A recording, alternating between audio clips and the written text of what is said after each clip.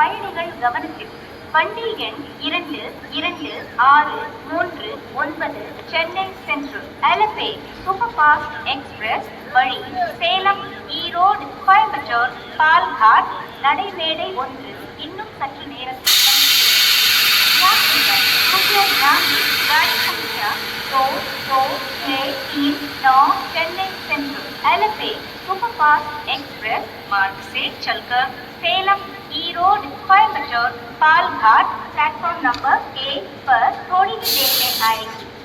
Your attention please. Train number 22639 Chennai Central Alleppey Superfast Express via Salem Erode Coimbatore Palghat will arrive